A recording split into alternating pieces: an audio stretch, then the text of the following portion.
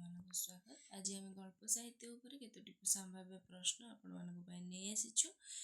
ଯେଉଁ ପ୍ରଶ୍ନ ଗୁଡ଼ିକ କି ପୂର୍ବରୁ ପରୀକ୍ଷାରେ ଆସିସାରିଛି, ତା ସହିତ ଆଗାମୀ ପରୀକ୍ଷାରେ ଆସିବାର ସମ୍ଭାବନା ମଧ୍ୟ ରହିଛି।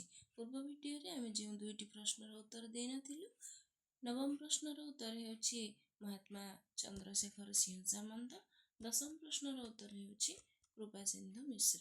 କା ପ୍ରବନ୍ଧ ଲେଖିଛନ୍ତି। ଆଉ ଏକ ପ୍ରଶ୍ନ ଆମେ ଦେଇଥିଲୁ ଆପଣମାନଙ୍କୁ କମେଣ୍ଟ ମାଧ୍ୟମରେ ଜଣାଇବା ପାଇଁ, କା ଉପନ୍ୟାସ ରଚନା କରୁଛନ୍ତି କାହ୍ନୁଚରଣ ମହାନ୍ତି। ଆଜି ଭିଡ଼ିଓର ପ୍ରଥମ ପ୍ରଶ୍ନ ହେଉଛି, ଲକ୍ଷ୍ମଣୀୟ ଗଳ୍ପକୁ କିଏ ସମଗ୍ର ଭାରତୀୟ ଭାଷା ସାହିତ୍ୟର ପ୍ରଥମ ଗଳ୍ପ ଭାବରେ ଗ୍ରହଣ କରିଥିଲେ? ଲକ୍ଷ୍ମଣୀୟ ଗଳ୍ପ ତ ଆପଣମାନେ ଜାଣିଛନ୍ତି, ଫକୀରମୋହନ ସେନାପତି ରଚନା କରୁଛନ୍ତି। ତ ତାଙ୍କର ପ୍ରଥମ ଗଳ୍ପ ଯାହାକି ଦୁଷ୍ପ୍ରାପ୍ୟ, ସେହି ଗଳ୍ପଟିକୁ ସୁରେନ୍ଦ୍ର ମହାନ୍ତି କହିଥିଲେ ଏହା ହେଉଛି ସମଗ୍ର ଭାରତୀୟ ଭାଷା ସାହିତ୍ୟର ପ୍ରଥମ ଗଳ୍ପ। ଦ୍ୱିତୀୟ ପ୍ରଶ୍ନ ହେଉଛି, ରାଣୀ ପୁଅ ଅନନ୍ତା ଗଳ୍ପଟି କେଉଁ ପତ୍ରିକାରେ ପ୍ରକାଶ ପାଇଥିଲା? ମୁକୁର ପତ୍ରିକାରେ ପ୍ରକାଶ ପାଇଥିଲା। କେଉଁ ମସିହାରେ ପ୍ରକାଶ ପାଇଥିଲା ଆପଣମାନେ କମେଣ୍ଟ ମାଧ୍ୟମରେ ଜଣାଇବେ। ତୃତୀୟ ପ୍ରଶ୍ନ, ଗୋପାଳ ଚନ୍ଦ୍ର ପ୍ରହ୍ଲାଦ ଫକୀରମୋହନ ସେନାପତିଙ୍କର କେଉଁ ଗଳ୍ପର ଚରିତ୍ର?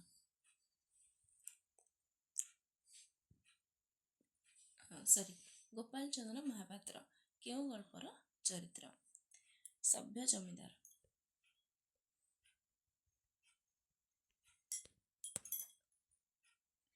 ଚତୁର୍ଥ ପ୍ରଶ୍ନ, ନନ୍ଦକିଶୋର ବଳଙ୍କ ରଚିତ ଏକମାତ୍ର ଗଳ୍ପର ନାମ କ'ଣ? ସେ ଗୋଟିଏ ଗଳ୍ପ ଆଉ ଗୋଟିଏ ଉପନ୍ୟାସ ରଚନା କରିଛନ୍ତି, ଆପଣମାନେ ଜାଣିଥିବେ। ତ ତାଙ୍କର ଏକମାତ୍ର ଗଳ୍ପ ହେଉଛି ଲକ୍ଷ୍ମୀ, ଯାହାକି ଯେଉଁଥିରେ କି କନ୍ୟା ଶୂନ ପ୍ରସଙ୍ଗ ରହିଛି।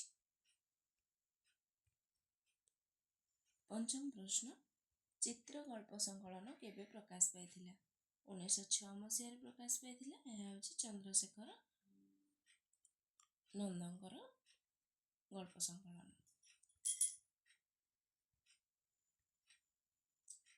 ପରବର୍ତ୍ତୀ ପ୍ରଶ୍ନ, ଗୋଦାବରୀଶ ମିଶ୍ରଙ୍କର କେଉଁ ଗଳ୍ପରେ ପୁନି ଚରିତ୍ର ରହିଛି?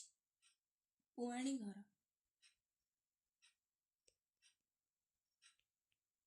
ସପ୍ତମ ପ୍ରଶ୍ନ, ମାଳତୀ, ଅମୃତ କଙ୍କଣ, ପିତୃଶ୍ରୀରାଧ, ପାନବାଲି ଆଦି ଗଳ୍ପ ଗୁଡ଼ିକର ସ୍ରଷ୍ଟା କିଏ? ଦିବ୍ୟସିଂହ ପାଣିଗ୍ରାହୀ।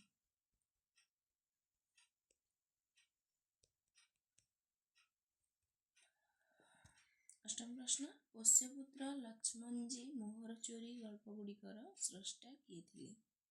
ବାଙ୍କନିଧି ପଟ୍ଟନାୟକ।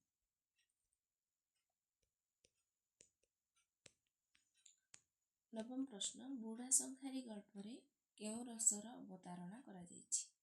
ଦଶମ ପ୍ରଶ୍ନ, ପ୍ରଦୀପ ନିର୍ମାଣ ମିଳନ ଗଳ୍ପ ଗୁଡ଼ିକ କେଉଁ ପ୍ରକାର ଗଳ୍ପ? ଏହି ପ୍ରଶ୍ନ 2ଟି ଆପଣମାନେ କମେଣ୍ଟ ମାଧ୍ୟମରେ ଜଣାଇବେ।